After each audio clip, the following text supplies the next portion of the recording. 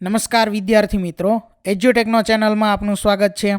આજે આપણે ધોરણ 4 વિષય પર્યાવરણની સ્વ અધ્યયન પોથીમાં પ્રકરણ નંબર 8 રિયા પહોંચી મામાને ઘેર તેના તમામ પ્રશ્નોના જવાબની સમજ મેળવીશું. તો પ્રકરણ 8માં સૌથી પહેલાં છે પ્રશ્ન નંબર 1, જેની સૂચના છે કે નીચે આપેલા સંકેતો શું દર્શાવે છે તે લખો.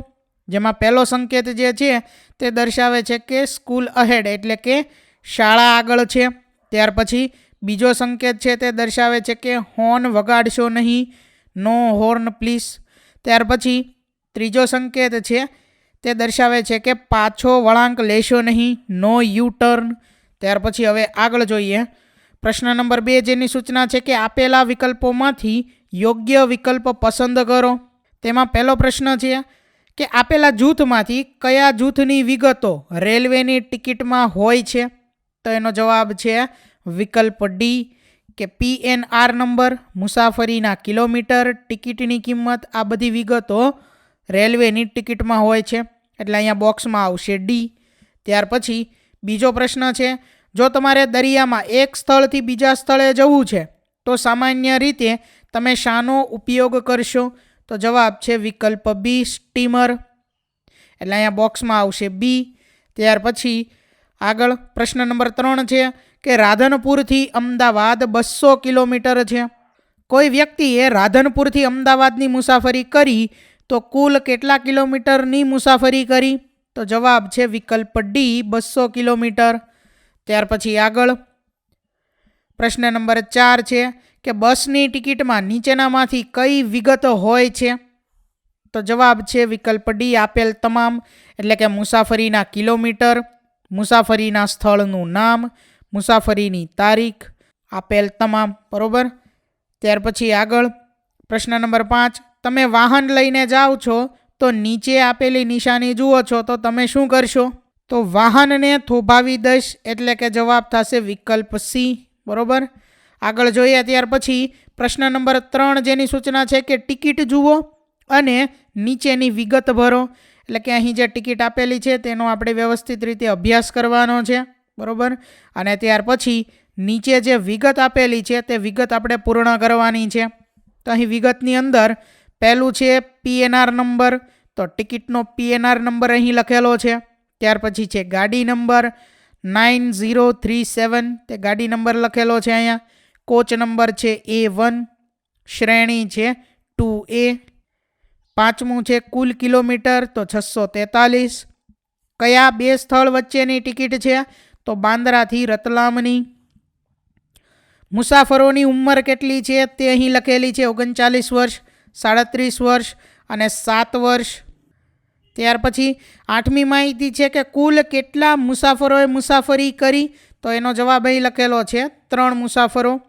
ત્યાર પછી હવે આગળ છે પ્રશ્ન નંબર 4, જેની સૂચના છે કે નીચેની ટિકિટો શાની છે તે લખો. અહીં કાઉન્સમાં શબ્દો છે વિમાન ટિકિટ, રેલવે ટિકિટ, બસની ટિકિટ, પાર્કિંગ ટિકિટ, સિનેમાઘરની ટિકિટ. તો અહીંયા જે ટિકિટોના ચિત્ર આપેલા છે તેની નીચે લખવાનું છે કે આ ટિકિટ શેની છે. સૌથી પહેલું ચિત્ર આ જે છે તે રેલવે ટિકિટનું છે. ત્યાર પછીનું બીજું ચિત્ર છે તે બસની ટિકિટનું છે.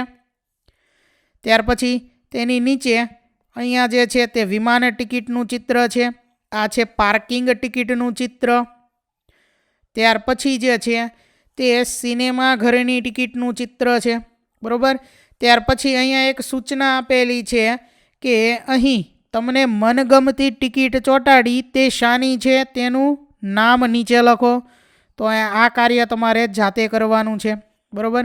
તમને જે ટિકિટ ગમતી હોય તેનું ચિત્ર ચોંટાડીને તે શાની ટિકિટ છે તે ટિકિટનું નામ ત્યાં લખવાનું છે. બરાબર.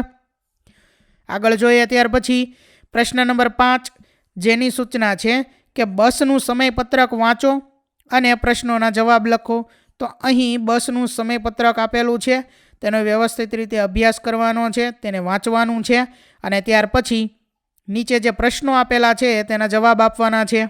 સૌથી પહેલો પ્રશ્ન છે, આ સમયપત્રક કઈ બસનું છે. તો જવાબ છે કે આ સમયપત્રક પાટણથી સુરતની બસનું છે. ત્યાર પછી બીજો પ્રશ્ન છે, બસને ઉપાડવાના સ્થાનથી છેલ્લા સ્થળે પહોંચતા કેટલો સમય લાગે છે? તો બસને ઉપડવાના સ્થાનથી છેલ્લા સ્થળે પહોંચતા 9 કલાક 50 મિનિટ જેટલો સમય લાગે છે. ત્રીજો પ્રશ્ન, બસને મહેસાણાથી વડોદરા પહોંચતા કેટલો સમય લાગે છે? તો જવાબ છે કે મહેસાણાથી વડોદરા પહોંચતા બસને 5 કલાક જેટલો સમય લાગે છે. ત્યાર પછી ચોથો પ્રશ્ન છે, બસ કયા સ્થળ પર સૌથી વધુ સમય રોકાય છે? તો એનો જવાબ છે કે બસ અમદાવાદ અને વડોદરા સૌથી વધુ સમય રોકાય છે. પાંચમો પ્રશ્ન છે, બસ કયા સ્થળ પર સૌથી ઓછો સમય રોકાણ કરે છે? તો જવાબ છે કે બસ ઊંઝા, કલોલ, ખેડા, નડિયાદ, અંકલેશ્વર જેવા સ્થળ પર સૌથી ઓછો સમય રોકાણ કરે છે. ત્યાર પછી પ્રશ્ન નંબર 6, કયા બે સ્થળો વચ્ચે પહોંચતા બસને સૌથી વધુ સમય લાગે છે? કેટલો? તો વડોદરાથી ભરૂચ સૌથી વધુ સમય લાગે છે, તે સમય છે 1 કલાક અને 30 મિનિટ. ત્યાર પછી આગળ પ્રશ્ન નંબર 7 છે, કયા બે સ્થળો વચ્ચે અંતર સૌથી ઓછું થાય છે? તો જવાબ છે નડિયાદથી આણંદ સૌથી ઓછું અંતર થાય છે, જે છે 6 કિલોમીટર. ત્યાર પછી આગળ પ્રશ્ન નંબર 8, ઊંઝાથી ભરૂચનું અંતર કેટલા કિલોમીટર થશે? તો ઊંઝાથી ભરૂચનું અંતર 287 કિલોમીટર થાય. ત્યાર પછી આગળ પ્રશ્ન નંબર 9, પાટણથી આણંદ પહોંચતા કેટલો સમય લાગશે? તો પાટણથી આણંદ પહોંચતા 5 કલાક 25 મિનિટ જેટલો સમય લાગશે. ત્યાર પછી આગળ 10મો પ્રશ્ન છે કે બસ કયા કયા જિલ્લામાંથી પસાર થાય છે? તો બસ પાટણ, મહેસાણા, અમદાવાદ, ખેડા, આણંદ, વડોદરા, ભરૂચ, સુરત જેવા જિલ્લામાંથી પસાર થાય છે.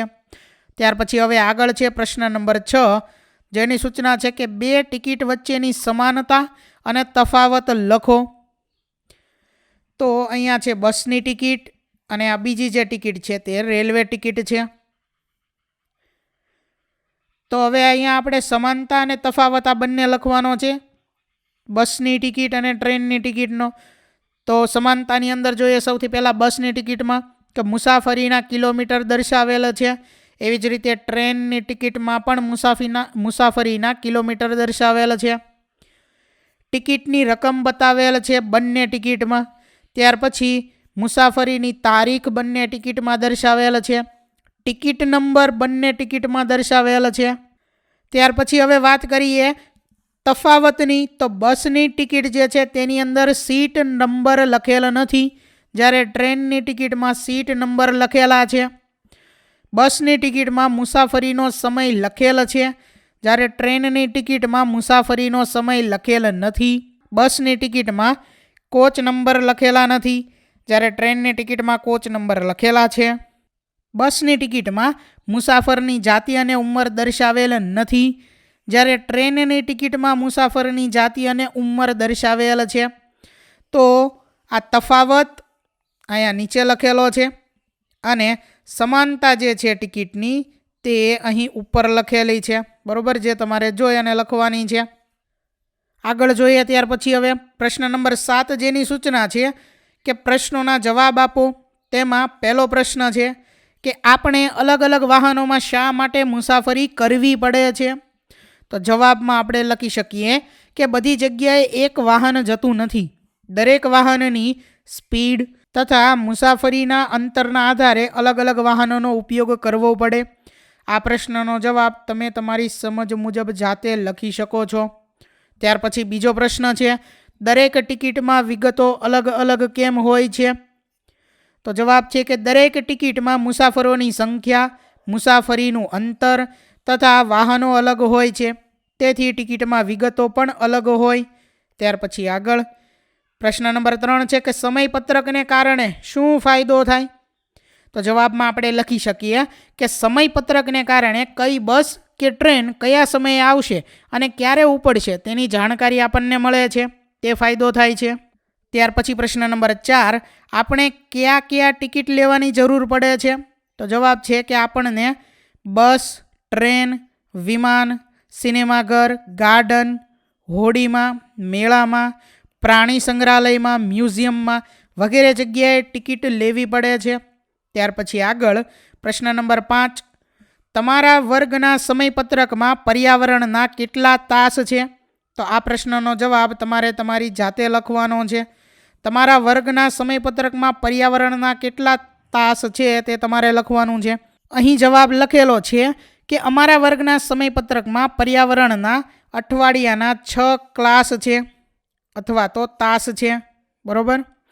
તો વિદ્યાર્થી મિત્રો, અહીં ધોરણ 4 વિષય પર્યાવરણની સ્વ અધ્યયન પોથીમાં પ્રકરણ નંબર 8 રિયા પહોંચી મામાને ઘેર તેના તમામ પ્રશ્નોના જવાબનું સોલ્યુશન પૂર્ણ થાય છે. વિદ્યાર્થી મિત્રો, આપેલા વિડીયોની જો તમારે પીડીએફની જરૂર હોય તો તમે આપણી એપ્લિકેશન સ્માર્ટ સાથી પરથી મેળવી શકશો.